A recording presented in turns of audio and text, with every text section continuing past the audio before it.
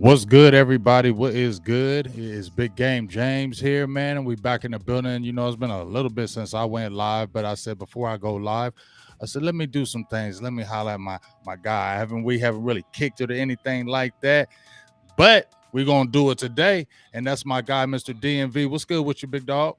Ain't much, man. Just chilling, man. Just coming up out of football practice, man. And you hit me up, and I'm like, yeah, let's do it. Hey, let's go. Let's do it. And you know what? I don't know if anybody knows about your background, but I think it's very interesting background.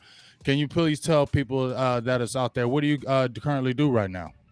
So my day job is I work for a defense contractor. So I do a lot of putting together contracts work. But on the side, man, I'm a football coach. I'm a defensive coordinator at Flint Hill High School in Northern Virginia.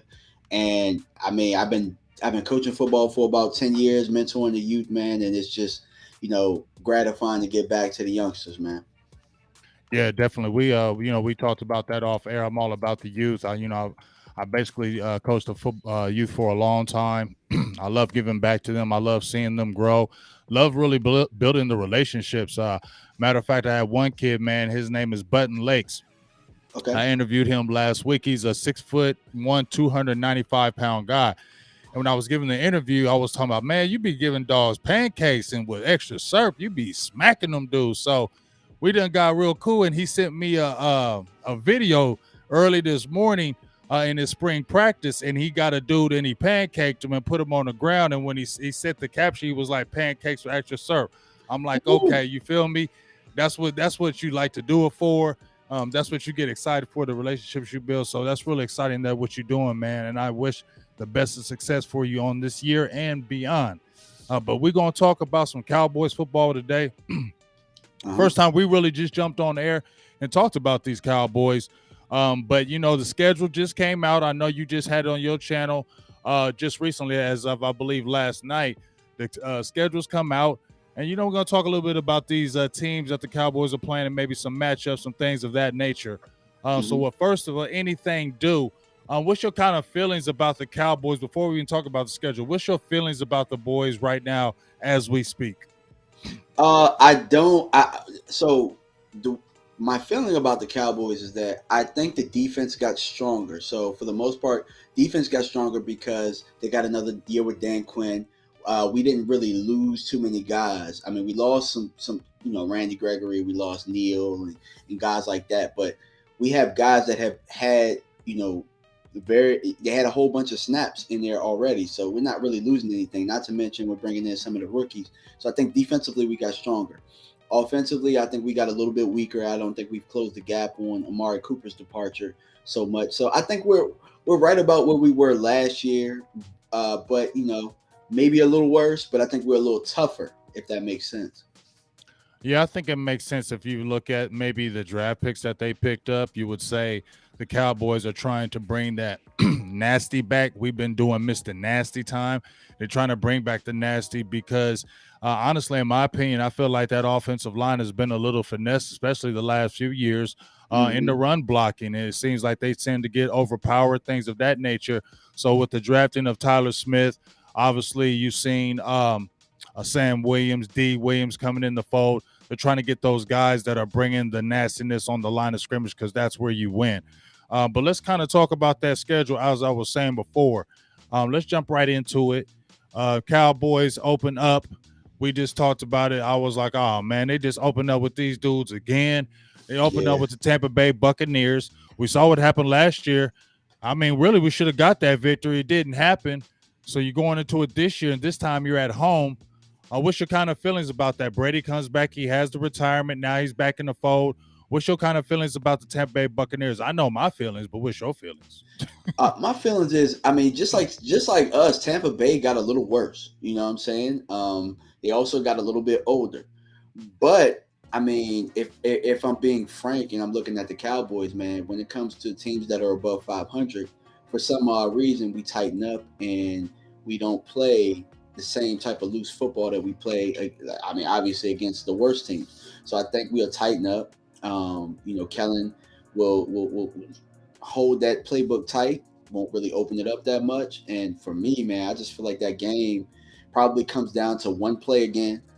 Probably one that happens against us, not one that we make. Yeah, I mean, my thoughts on it is, I wasn't optimistic last year. Didn't what wasn't that I was hating. I was saying, hey, we could win, but I don't think we were going to win. And I feel like it's the same thing. Dallas can win, but I don't think they will. I just feel like until they've proven that they can beat Tom Brady, he's going to continue to win. He finds ways to beat Dallas. Yeah, Dallas hasn't seemed to have a way to, like you said, beat those top teams when it really matters the most. And even though they have kind of lost a little bit, and you're right, they have got a little bit older, they're still one of those top teams right now.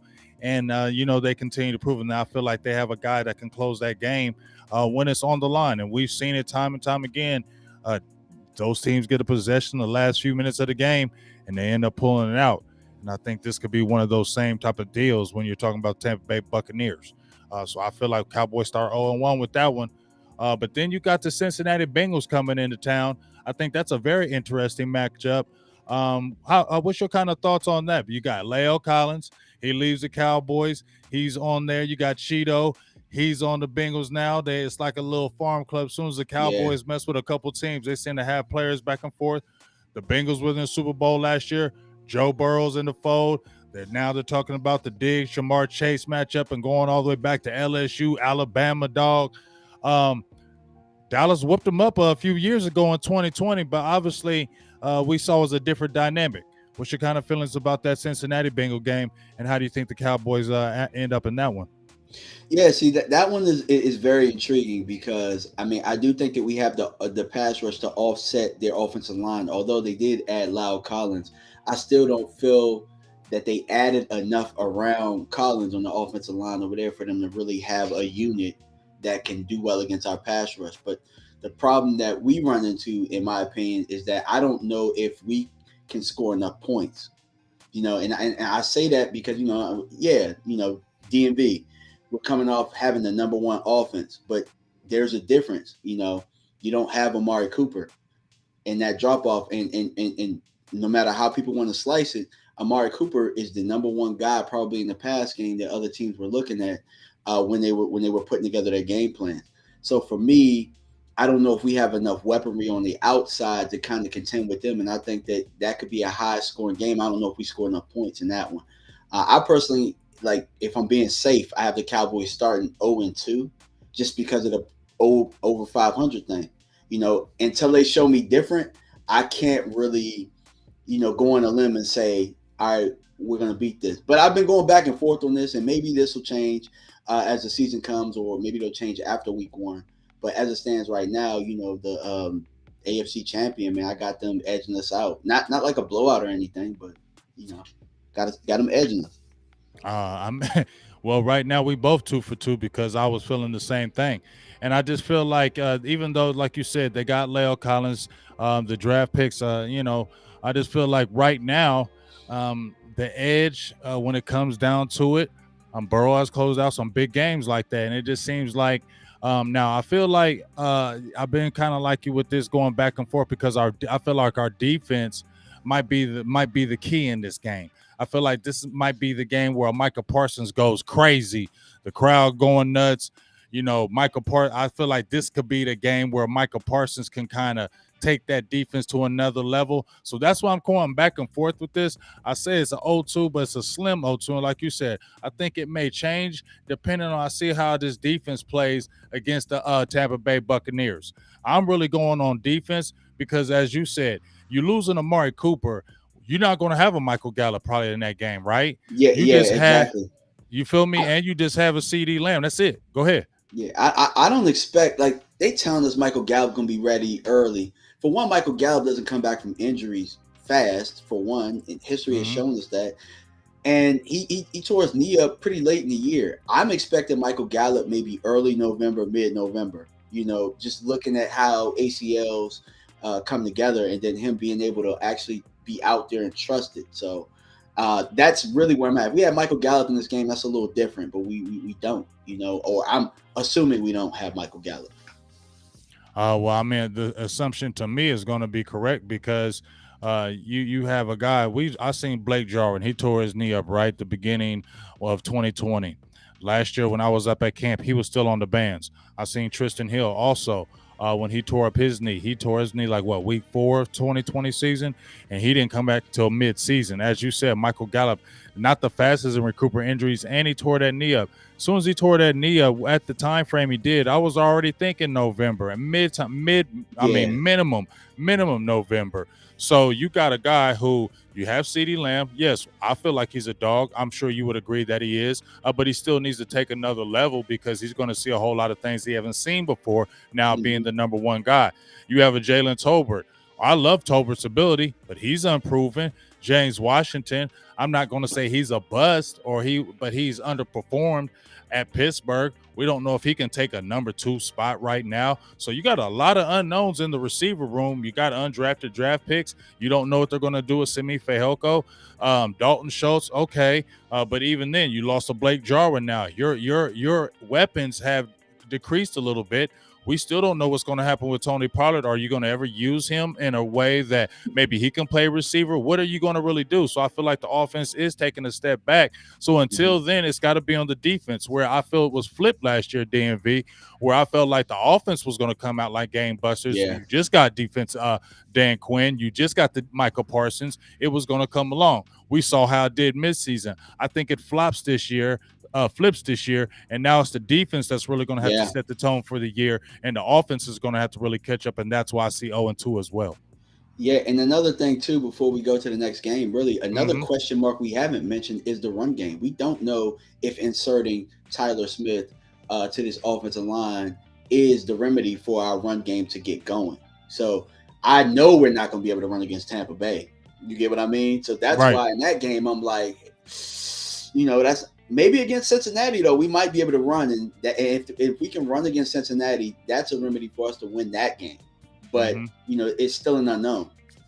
Yeah, it's an unknown. We still got to see what Kellen Moore is going to come in because, pressure's on him. The season didn't end.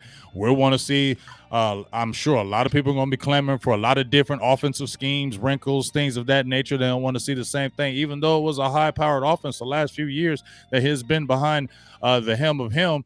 It still has sometimes been bland, and if you stop it early, it seems like there's no counter punches, what people have been noticing about the Kellen Moore offense. So here we go at 0-2, and then you see the Cowboys jumping right in and playing at the Giants. I think this is where the Cowboys do get that victory. The Giants did a little bit in the draft. I don't think their draft was too bad at all. I feel like they got some talent, but I don't think it's a talent to make a jump. I still have Daniel Jones. They got rid of Bradbury. I still don't feel like they have what it takes to beat Dallas, so I feel like the Cowboys beat them at New York. What's your thoughts on that one? I agree. I think that's the remedy to get us going. What else? What other way to really get us going than an NFC style matchup where their quarterback is just god awful, and the coaching is still figuring out that team. So I think that we probably steamroll. We probably go into New York and beat them by multiple touchdowns.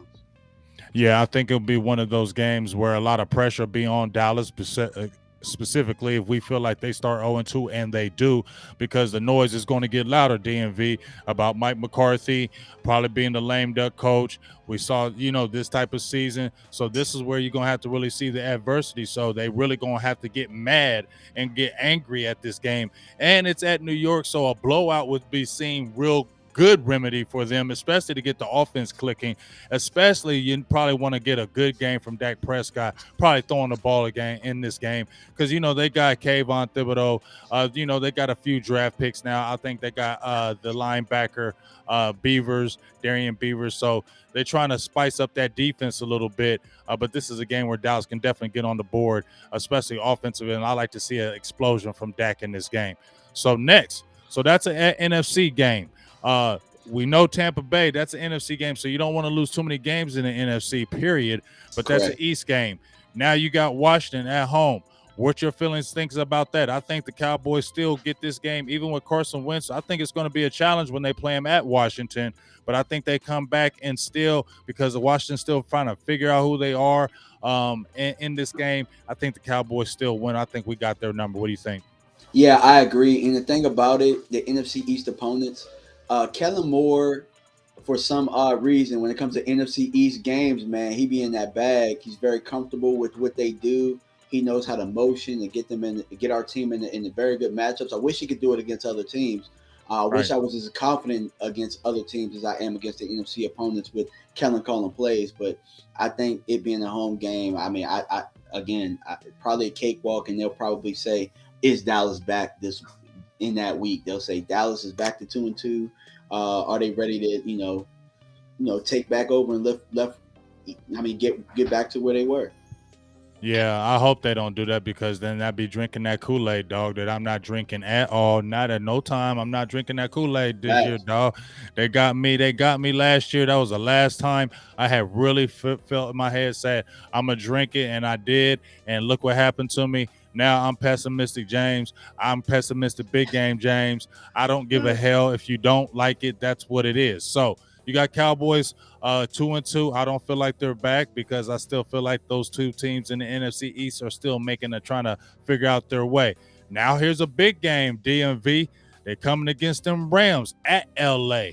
Woo-wee. I'm going to let you take this one. Where do you feel like the Cowboys happen in this Rams game? At LA, they're the Super Bowl champs.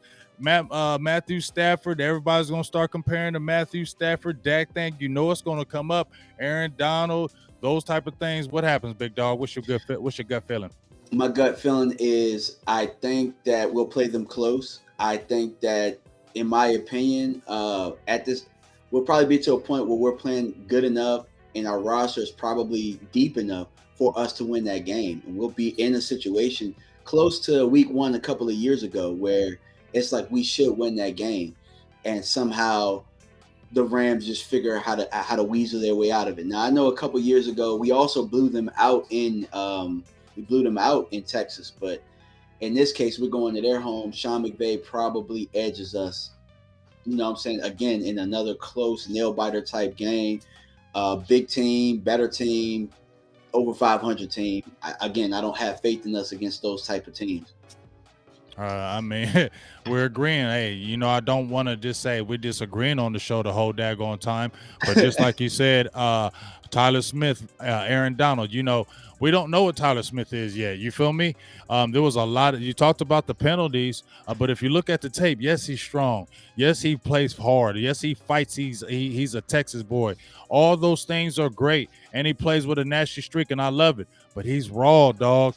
And if you're trying to insert him at that left guard, he's going to be going against some real guys that are tricky and know the game. And you're young. He's a young pup. He's not really experiencing that. And we got to really see Philbin, because before we go on, DMV, I said the fire is on Joe Philbin, because if you look at, since he's got there since 2020, right? He's got Terrence Steele and he's got Tyler Biadasz, right? We see Tyler Biadasz, and they don't know. They got centers. They picked him up in the draft. They got it. So it's like they looking to replace him. You don't know.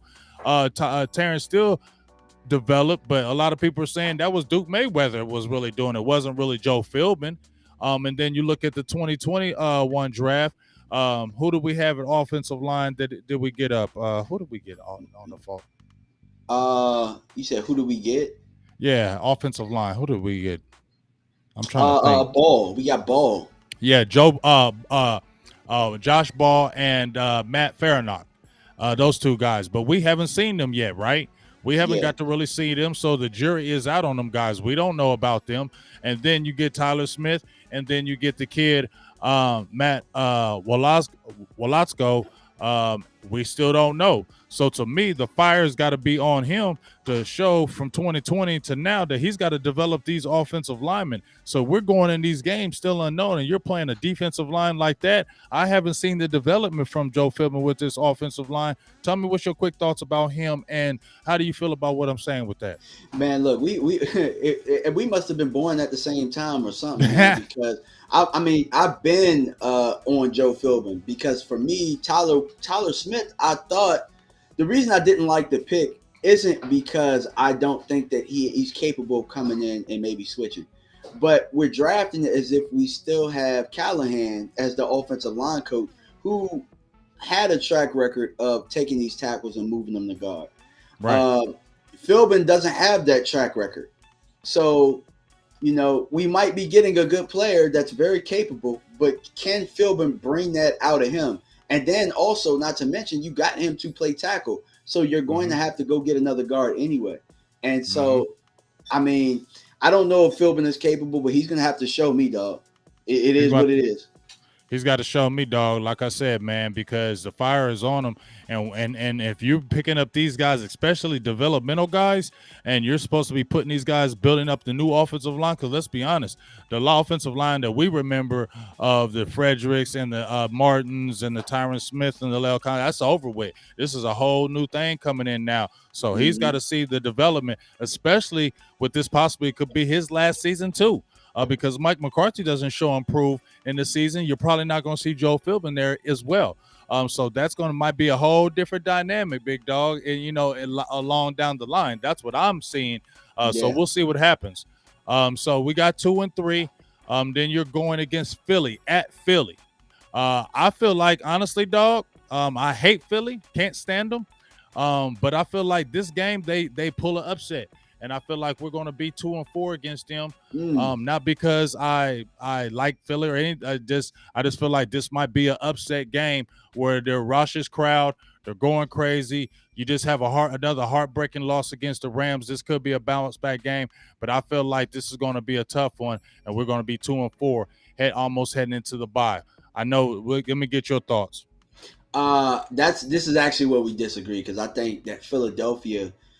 Like the thing that I look at is their roster got better. They closed the gap. Like, sure, I mean, they closed the gap.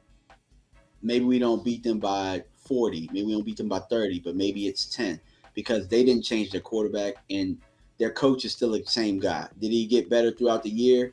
That remains to be seen because they played bad teams and beat bad teams down the stretch just like we did. And when they ran into somebody, they tucked their tail and ran and got whooped. So for me, I think that McCarthy, while people don't like him, I think he's a better coach. I think he comes more prepared. I think one thing that we do well is, I mean, except for that San Francisco game, we do pretty well against the run. And that's what Philadelphia is going to be good at. If Jalen Hurts has to pass the football, I feel really good about my odds. And I think that we win that game. And not to mention, Dak is the best quarterback in the division. Philadelphia hasn't really figured him out yet. And I think that we squeaked by in that one. Yeah. Like I said, dog, I feel like that's going to be an upset. I feel like their defense might get a little bit better with the addition of Jordan Davis. They got Hassan Reddick as well.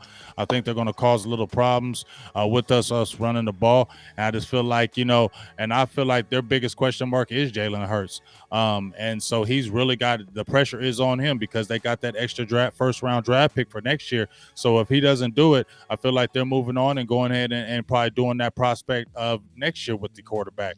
But I just feel like with that crowd and the way that the Cowboys kind of lose against the Rams, it's over their heads and stays on them. And then 2 and 4 against these Eagles. But this is where I feel DMV, where they do a bounce back right before you head into the bye. You got Detroit and Chicago. I feel like this is where the 2 bounce back games are here for the Cowboys. So I think they would take both Detroit and Chicago. Not blowouts, but I feel like they handle both these teams. I agree. But this is where I think Detroit is more of a trap game than Philly because we always play funky games with Detroit. Like those games are never cut and dry. Even a couple years ago when Detroit was down and out, like I felt like we could lose that game. It was pretty close, and they always end up kind of weird. I mean, so Detroit is a game that you kind of circle your calendar because hey, that's a win, but it's a game that. I mean, we just don't play against them well. We always look kind of sloppy against that team. But I got us winning that game nonetheless. Okay, so you got it at 5 and 4, right? 5 and 4, right? Well, you got it at 5 and 3 right now. No, wait. I had us at 3 and 3, so I would have us at 5 and 3. You got us. You have 5 and 4. Yep. So I got us at 4 and 4 right now, heading into the bye. You got us at 5 and 3 as we head into the bye. So coming out to the bye, this is the quote unquote game that people have been talking about hype, and I think it's not. I think the hype is over with now. It's already been a couple years, but no less. Aaron Rodgers has owned Dallas. I was pumping it up last year, slaying the Dragons because I felt like that was the time. I felt like DMV, and I was talking to a few people about this. If Dallas could have just got past San Francisco, I felt like they could have actually went to the Super Bowl because I felt like San Francisco was the toughest game. I felt like the pressure would have been off of them. They'd have played more freely, and then we could have played like an Aaron Rodgers and went after him. And then I agree. You know what I'm saying? All that mantra and everything.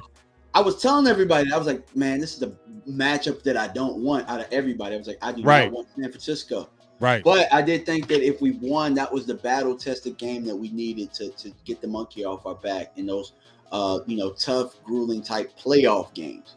Mm-hmm. Now, if it's a clean playoff game, like when we played Seattle a couple years ago, we can win clean games all day. But when the team gets in the dirt and they throwing dirt in your face and they punch you in the stomach under the pile and all that, man, we ain't prepared for that, and we haven't been. Yep, and that was it. So now you got Green Bay. You're going at Green Bay too, dog. So now you really want to see what's your kind of feelings on that. Does Green Bay still own the Cowboys? Because now they don't have a Devontae Adams. The dynamic has changed a little bit, but they have owned the Cowboys. It's been ownership by Aaron Rodgers. Do they continue that with that matchup? Yeah, I think they continue it. And I believe it's a prime. Is it a primetime game too? Or is it a 325? No, it's a 325 game. Yeah, I still think they continue that dominance, and they're gonna build that up into a McCarthy, Aaron Rodgers type of battle. And although they don't have Devontae Adams, I don't feel like Devontae Adams really killed us when we played them. It's that damn Aaron Jones that tears us a new one, or Aaron Rodgers finds some type of tight end that kills us with little wrinkles. Or, I mean, hell, I watched that team beat us with Matt Flynn, and we was at full strength. So, for some odd reason, the Green Bay aura gets to us. I mean, although Dak did go there and win a couple years ago in 2016, he was able to go there and take a W. I still think that above 500, like, I'm keeping the formula the same. Until I see different, I can't trust us to win that game, and I got us losing to Green Bay. All right, now this is where we disagree. This is where I'm going to say the defense, Dak, all of them just rise above. I ain't even talking about the McCarthy matchup. I just feel like this one, I feel like the defense, Micah Parsons, DeMarcus Lawrence, the new guys, Chauncey Golston, D. Williams. I feel like this is the game that we finally get after Aaron Rodgers.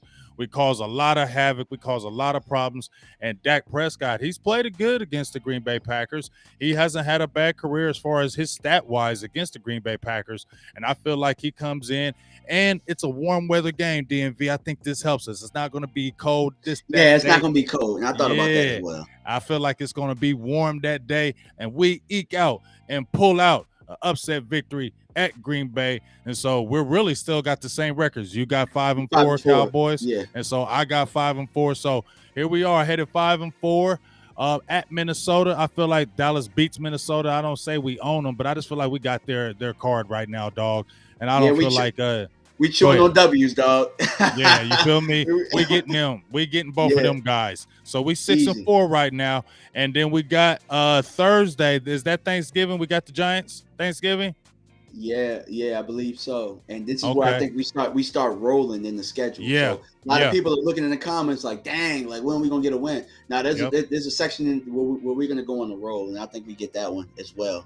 I'm in agreement with you with that one, big dog. Knock off the Giants. So now you're 7-4, and you got Indianapolis at home with Indianapolis. I feel like the Cowboys win that game too, dog. What you think? Me too. I'm pounding the table. Yeah, we win that one, baby. We win that one. We on a roll. Yeah. We on a roll. Now we're getting a little bit of confidence. You feel me, dog? I feel like that Green Bay got us right. You know what I'm saying? Now we just trying to slay Dragons. So Cowboys on a 4-game win streak, and they got Houston Texans coming in. We smacking them, dog. Yeah, we smacking them. Easy. Easy work. Hey, what my man Floyd say? Easy work. Yeah, easy work. He said I was after 40. Easy work. You know what I'm saying? Yeah, so now we're feeling real good. So what's our record right now? We what, 10-4? Are we 10-4 right I think here? we 9-4. I think we 9-4. Okay. So we 9-4, dog. We rolling. We going at Jacksonville. We getting Jacksonville too, dog. Easy, bro, Easy. easy. Easy. But that is a Uh-huh. trap game, though. Okay. You know Yeah. what? No. I think I had this losing that one.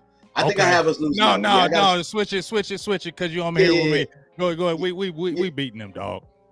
Yeah, the reason I say we lose that one is Trevor Lawrence. That's his first game on that stage. We done rolled off all these wins or whatnot, and it's just how the hell do you lose? You know how we had that Denver Yeah. Bronco game last year. Like how the hell you lose to Jacksonville?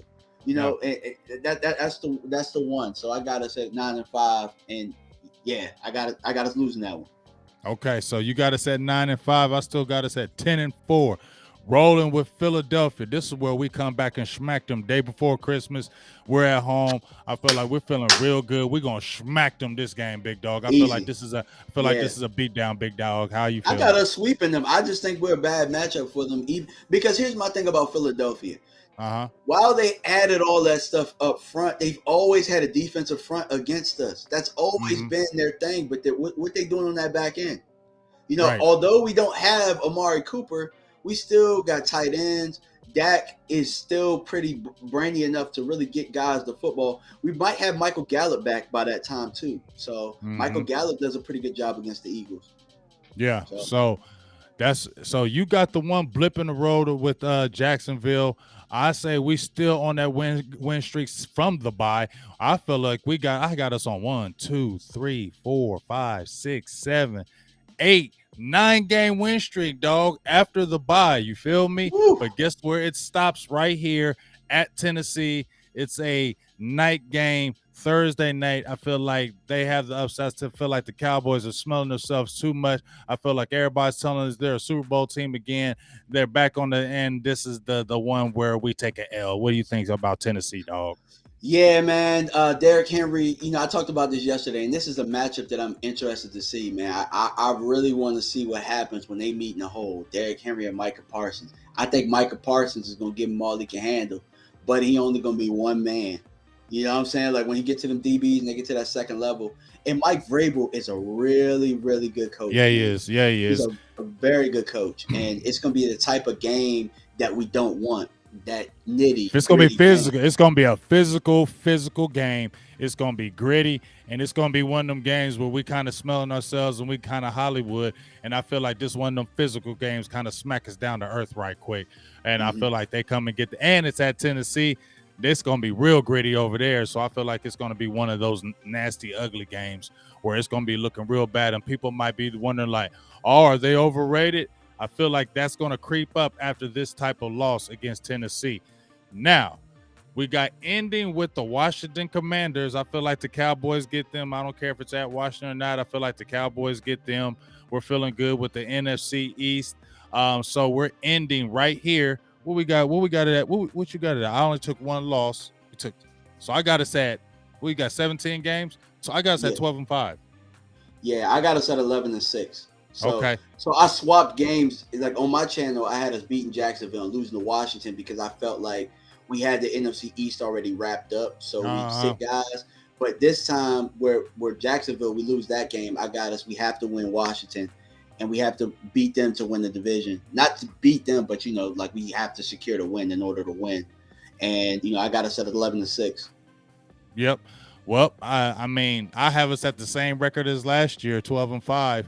But I feel like, I'm gonna leave it at that because I ain't gonna say nothing else because people might get mad. But I said the Cowboys ain't advancing and they ain't gonna be doing all kind of stuff this year. I feel like it's gonna be the same type of season, but we'll see. So there goes our predictions. You saw it on our channel here. You heard it on DMV's channel yesterday, last night. But let's jump right into a few other topics that we was gonna go over, and one of them is the rookie mini camp is going on, right, big dog? Tyler Smith, our draft picks, Jake Ferguson, Matt Waletzko, D. Williams, as he likes to be called now. What's your kind of thoughts on the rookies getting acclimated to the camp? Any impressions, Jalen Tolbert? Any of your kind of thoughts on the rookies in general and just camp right now? What do you expect? Well, really, I like what I see so far, and I know that it's day one, but I remember a long time ago it was day one for a guy named Des Bryant, and my man was hunched over, probably throwing up on the side, and that's what I wanted to see from Jalen Tolbert because ultimately receivers taking that leap from college to the NFL in that first rookie camp, normally conditioning is an issue, and you didn't hear that with him, and he looks like a guy that keeps himself in shape. Sam Williams, D. Williams. Apparently, he's a guy that could be the one, and that's what I've been hearing. And Tyler Williams. Tyler Smith. I didn't really hear too much about him, but I saw him holding bags with Matt Waletzko, who looks like he's the leading candidate to be the swing tackle. So I'm interested to see how he progresses. And Jake Ferguson, they talked about him, being able to block, and we already knew those type of things. So I haven't really heard anything more than what I already knew, but I'm more interested in the undrafted guys, to be completely honest with you, because some of those guys that they got steals with being undrafted. They got a chip on their shoulder. One of the guys being safety from FAMU. We got Stoney out of Liberty. Yeah, and really, we got Alec Lynch from the center. I did videos on all of those guys, by the way, but the center battle is something that I'm interested to see because I know that he can make calls at the line. He's very tough. I don't know if he has great footwork, but he's somebody that could push Biotish. You know what I'm saying? Eventually, and if Biotish gets hurt and he gets an opportunity, you'll see. Maybe we could have two rookie interior linemen. So Yeah. I mean, coming from my perspective, I want to see, a lot of people are talking about Sam Williams. He's the Micah Parsons clone. I personally don't believe that. Shout out to my dog, Lamar, got shanked by the butter knife with the $5 holla. I'm going to get that up here right now. But now I was talking about Sam Williams, big dog, like in December. I was like, this dude, keep an eye on him. Because when I heard the first defensive end list, I just kind of go to not the top guys. I like to go to the middle to the bottom guys. Number one, because of where the Cowboys were going to draft. And I just feel like this is where the Cowboys are going to go. They're not going to go crazy with their looking. So Sam Williams came to me. I liked everything about Sam Williams. Nothing has changed except I want to make sure he still has the passion because if you listen, he was a basketball player. He didn't play football until his senior year. He quit a couple times. His mom kind of made him do it. And I just want to make sure that's first. And that's that passion. You got to look at those things. Yeah. That's the only thing that kind of kept my eye up. But other than that, I like what he brings to the table. Now, his senior season or his last season, everybody's looking at the numbers with comparing them to Hutchinson. I can't do that because I've seen his 12.5 sacks, and they weren't against quality tackles, and they weren't great moves sometimes. It was suspect on some of the sacks he got. I felt like he was a fourth rounder to me, big dog. Not hating on him, even when I agree. I take third. I'm around third, fourth. Yeah, I'm with you there. I'm with you. Round, you know what I mean? I felt like the stuff was there, but I didn't see the dominance. So we'll see. And if Dan Quinn is saying this is a dude I would love to coach, and he got his guy, this is another guy you can say, okay, he got his man, like a Rob Marinelli. Remember, you got Taco. You're putting your stamp on this. You feel me? I don't know if he put his stamp with Michael Parsons, said this was my guy, but he's coming out and saying Sam Williams is my guy. So this is kind of going to follow him, big dog. So we're going to have to see how it goes, especially being in the second round, because a lot of people say Dallas overdrafted him in that second round. What's your kind of thoughts on that? Well, I think that he might not have been there when they picked him in the third round, and that's why they went and got him because that's a guy they felt comfortable with.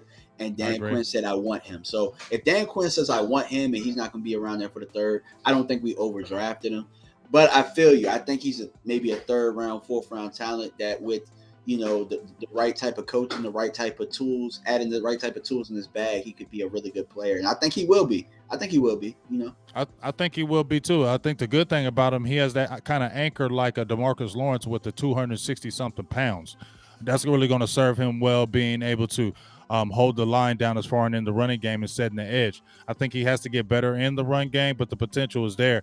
And from what we've seen, Dan Quinn has done a lot of miracles, and he's becoming like the defensive whisperer now. So we'll see what kind of input he can put. Now, what's your thoughts on Damone Clark before we kind of get off of this? What's your thoughts on Damone Clark? Because we know he's probably not going to play until possibly mid-season. You feel me? Maybe he might be out the whole year. But my personal opinion was I like the kid. I love the talent. Great talent. High character. I love the high character. But are you a little worried about that neck injury? Do you trust the Cowboys medical, and how do you feel about it? Quite frankly, I love the pick, and I'll tell you why. Because if you look over the history of what we've done with fifth round picks over recent history, it's Mm-hmm. been a throwaway pick for us. So either it hits or it doesn't. But if it hits, you would have got one of the best linebackers in this draft with where you got him in the fifth round on a pick that we've been throwing away for years. So for one, I love the pick. As far as the player, I think that he's a solid player. Now I know that guys out there are throwing his numbers up there with Nakobe Dean and stuff like that. I personally think Dean is a little bit better of a player, but for where we got him, I think, and if he's able to come back from that neck injury, hopefully, I don't really trust the medicals of the Cowboys, to be honest with you. But if Mm-hmm. he's able to come back from it, I think that they got him at a very, very good price or a good pick. Yeah, good pick. I mean, you're hoping the thing we always talking about in Dallas. Dallas loves drafting injured players, picking up injured players. That's their kind of mo. Number one, because they want to say they got the steal, and number two, I feel like they cheap. They don't want to pay people. So what's the easiest way for you not to play a player? He get hurt. I feel like that's what happened with Michael Gallup. He was going to outprice himself if he would have had any kind of a decent year, and I don't think he was coming back to the Cowboys. But as soon as he had that injury, and we found out it was a tore up knee, I They said said, he's coming "Yep, back. Yeah, yep, I said, yep, we yeah." got him now. Because we gonna spend him because that market done drop. We ain't got to pay him that kind of money, and we can do this deal with him. So there it is. What's your out of all the rookies that were picked up and drafted? What is, let's say, going into this season right now? What was your best pick? And not saying your worst pick, but your pick where you're like, I don't know about this one. I think that my best pick was Jake Ferguson in the fourth round, Mm-hmm. simply because I thought tight end was an area that we needed to address. Simply because I want to go into 12 personnel with what we have right now.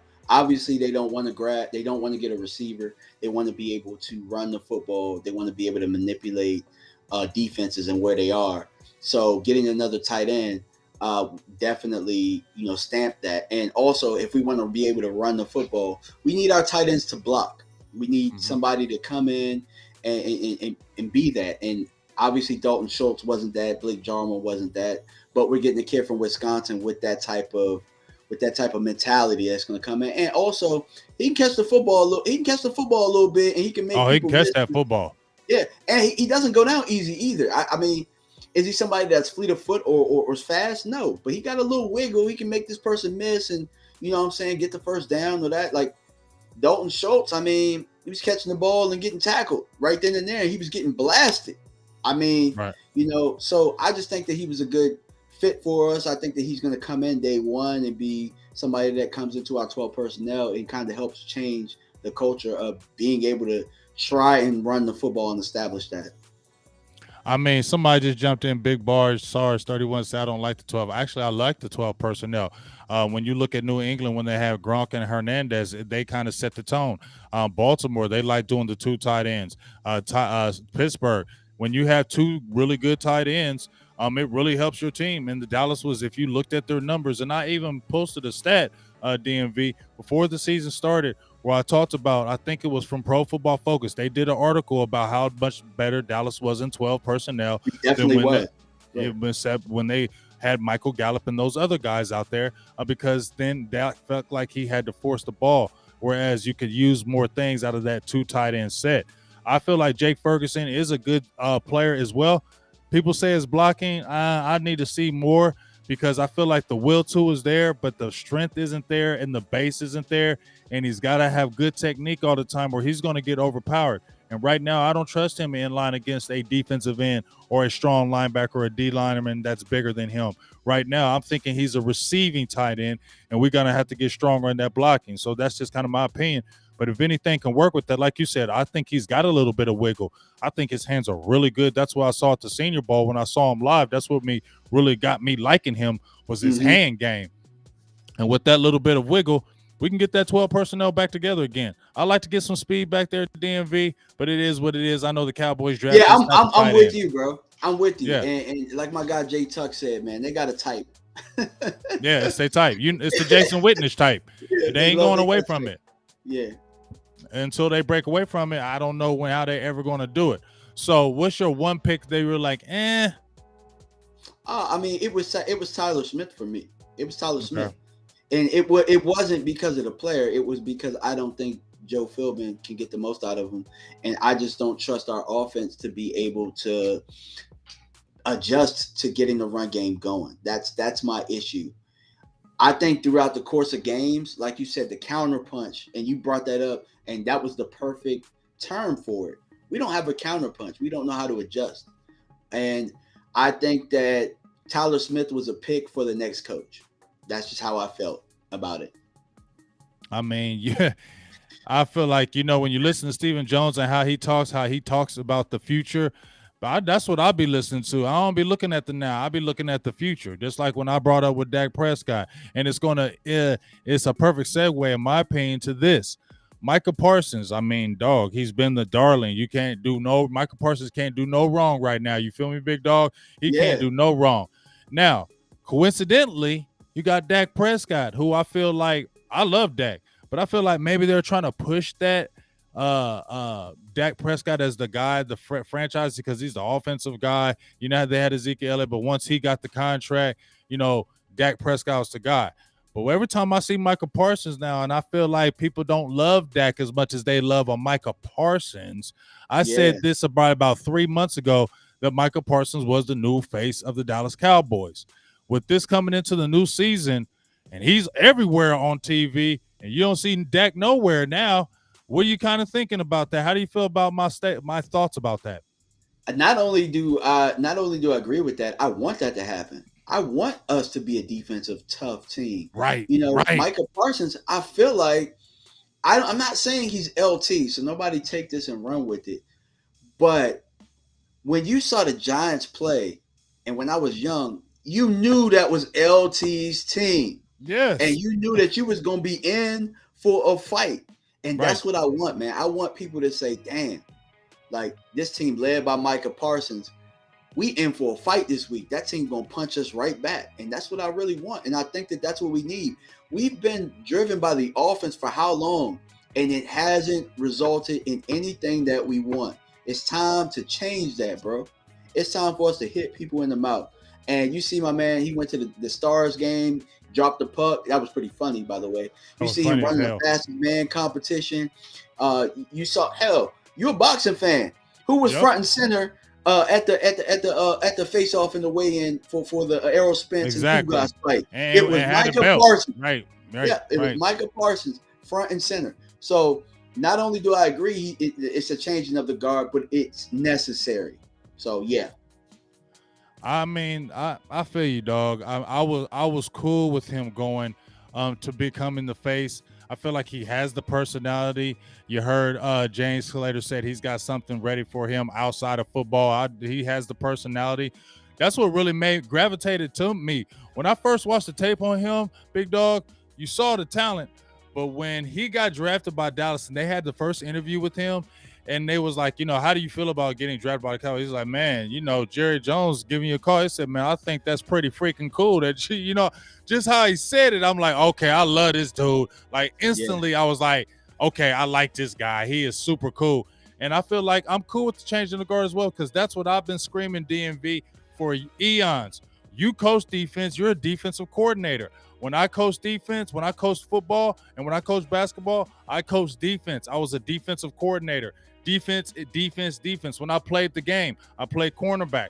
They call me the minister of defense in basketball because I love shutting people down. I don't like people scoring, and I feel like that's the attitude, because offense ain't always going to be there, big dog. It ain't always going to be there, and you got to be able to stop people, and that defense can keep you in the game, and we need that tone. And now you have a Dan Quinn who is basically changing that mentality. And I want that mentality. I want teams to feel like, just like you said with the Giants, you knew, because I watched LT, even when I watched those Redskin teams, when I had Dexter Manley and those guys, you knew when them dudes was coming in, you better bring it or you're going to get smacked in the mouth.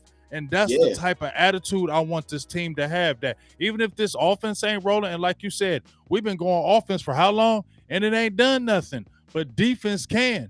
And if we really look at that San Francisco playoff game, the defense kept us in that game, no matter what anybody says. They got us the ball back twice. To win that game or the tie. So, yeah, I mean, definitely. Hey, I got a quick question here, DMV, while we out. Hope you got a few more minutes. Get some quick questions in here. I think it's Quest. No, it's not Quest. Big Sarge 31. He says, DMV, I thought you were OC. Yeah, so last year at the school I was at, I was an OC. So the head coach flipped me to DC because he knew that I knew offense. And so he's trying to prepare me to, have a head coaching role eventually. But defense is something that I know very well. So, man, I'm embracing the challenge, and I love it. Bro, I love it so far. You know what I'm saying? Defense, man. Look, whenever I'm breaking players down, I enjoy breaking down defensive players more than I enjoy breaking down offensive guys. Me too. It's better. It's funner. I get more into it because I just feel like it's a different type of game. And when you can shut people down, dog, I don't care. You're going to win those games because that will keep you. Defense carries, big dog. Like, it's in the mud, it's in the snow, it's in the crazy weather. That defense is definitely going to carry, and I love it. And I want us to have that defense mentality because too many teams, dog, we've been soft, DMV. We've been soft. Too many teams come in, know they can push us over. They know when it gets tough. They know, okay, if we get really and smack them in the mouth, they're going to fold. And we have. So until that changes, people are going to still have that thought about us. You get what I'm saying? Yeah, absolutely, man. It's changing the guard is needed, man. And not to mention, it's nothing wrong with having a great defense and still having a top 10 quarterback on the other side of the ball, because he can get you, first downs, and we can get touchdowns when we get in the red zone when we need it, or when we get turnovers, he can convert that to points. So there's nothing wrong with changing the guard, guys. Nothing wrong with it. I feel like where they got in the draft, Kelvin Joseph, he's still a question mark. What's your thoughts about him, Bob, before we get ready to head off of here? I listened to what Dan Quinn said about him, and he said, he's doing okay. He's had a productive camp, but he's been real mum. When I listened to him last year, he was mum on him last year, and now he's just real kind of, okay, he's here. He says he's doing good. What's your kind of thoughts about this Kelvin Joseph situation? Is he going to play? I thought last year that was a panic pick. And I think that the Raiders screwed us because they took Merrick. I think we really wanted Merrick. And I think we wanted a defensive back, and all of them had already went, and they just went with a corner. And I don't think that he really fits in to what we want to do. But Asante Samuel, this was made me so mad because Asante Samuel Jr. was right there. You knew they wasn't going to draft him. They love measurable. I know. They love measurable. We got a damn 6'8" That's what pissed me off, dog. Yeah. You knew they wasn't gonna get him. And look, I went on my guy Joe Boo's channel last year, and people killed me because it was just like Farley. I'm like, no, the best talent at corner in this draft is Asante Samuel Jr. His measurables won't say it, but if he was 2 inches taller, he'd be the first corner off the board. Even above J.C. Horn. And who was the other guy from Alabama? I can't think of his name right now, but they both had productive years. Well, not J.C. Horn, but Surtain. Yep. Yeah, Surtain Jr. Yeah, him. I personally liked Asante better than all of those guys, but I knew he wasn't going to draft him, so it is what it is, my guy. Yeah, man, that frustrated me because I remember Tuck telling me, because he's a Florida State guy, and when I looked at Florida State tape, I went and listened to him because I watched Asante Samuel anyway. When I watched Asante, his video, I did this video of him, and he had a press conference. Not a press conference, he had an interview. And the first thing they was talking about, he was like, hey, don't be worrying about my size, because it ain't about the size, it's the dog. And just how he was talking, I was like, I want this dude. This is the dude.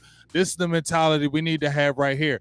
Because you had him next to Trevin Diggs, bro. Oh my goodness, we would have been feeling. He was so pro ready, and you ain't have to worry about nothing in the off season because this is what he's Facts. about. He's about the That game, hey, Pops had him right, and let's look at his father. His father was right? undersized as well, bro, Right, and he's a and Hall of nasty. Famer, or he should be a Hall of Famer. Come on, bro. Right. What are we looking at here? Like measurables over. I'm big on bloodlines. You know what I'm saying? Right. Bloodlines in football that matters. You know what I'm saying? Mm-hmm. Because you have IQ, you have. He was a little baby in locker rooms. He Mm-hmm. understands what being a pro is. You know what I'm saying? But you can't really tell these guys. You can't tell these guys nothing. So, do you think that's more Dan Quinn that's on the measurables, or the Cowboys in general? I think Dan Quinn is measurables, but I also think that when we ended up getting Deshaun Wright, I think that was a guy. I think that was his pick. I think that Kelvin Joseph was the front office's pick, in my opinion. Okay. Well, we're about to see, big dog. Obviously, mini camp, all those good things are going to be right around the corner. The biggest thing for me for the defense, in my opinion, it's always health. But if the defense can stay relatively healthy of this whole season, I mean, the setbacks with DeMarcus Lawrence and Neville Gallimore last year, that really can't happen, in my opinion, this year. They need to stay real healthy this year, especially on that front. But if they can really be healthy on that defense, it can be very dominant, a top 10 off the rip type defense, a scary type defense, where you can get a lot of sacks, a lot of just a lot of stuff coming your ways. Because I feel like Dan Quinn year 2 is going to even be more comfortable in what he's doing and this is kind of his team, as we say, on the defense. They're letting him do what he wants. I feel like he goes crazy this year. What's your thoughts on heading out? Man, we gonna hit these teams. We're gonna hit these teams in the mouth, and I want people to realize this too. When I say we were gonna lose these games early on, the defense is gonna show up, and they're gonna be close games. It was just those little things that happen that you can't really, little hidden yards and things like that, as to why I had us losing. But make no mistake, we're gonna come and we're gonna hit people in the mouth, and we're gonna be a defensive football team, and I love it. Yeah, I love it too, and let's stay on that mantra because, like I said, defense wins championships, and if we're going to have a championship or win a championship, I think we got to throw it on that defense and then kind of let it just go kind of there from there. But bro, I really appreciate you jumping on here with me, taking out the time doing the show. Hopefully, we can do more of this. I really had a good time with your good knowledge. Definitely. I wish you well. But I'm sure people know about you. I saw a lot of people in the comments and know what you do. I've already subscribed to your channel personally myself. But for maybe somebody who doesn't know, let them know where you are, where you're about, and how they can check on you.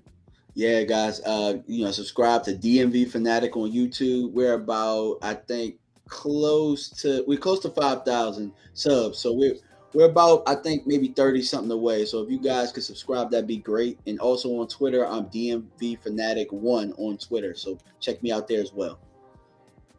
Well, hey, you got it right here. Go check it out. Like I said, I've already been a subscriber. I really love what he brings to the table. And like I said, when you're a coach or a coordinator, I mean, you're really seeing the game day in and day out. So obviously you're going to have those type of things as far as the game that you're going to know. So make sure you go sub. People already said they're going to sub. Wanda Belly said, I'll sub. Let's get on over there and let's get them to that 5K and let's keep it growing and beyond. So I really appreciate you, big dog. I'm going to jump straight off of here because I got to make some moves. I thank you for your time. Hopefully we'll do this again soon, man. Salutes to you, and we're out. So for Big Game James, DMV, we're out of here, man. We'll talk to you soon. We out. Peace.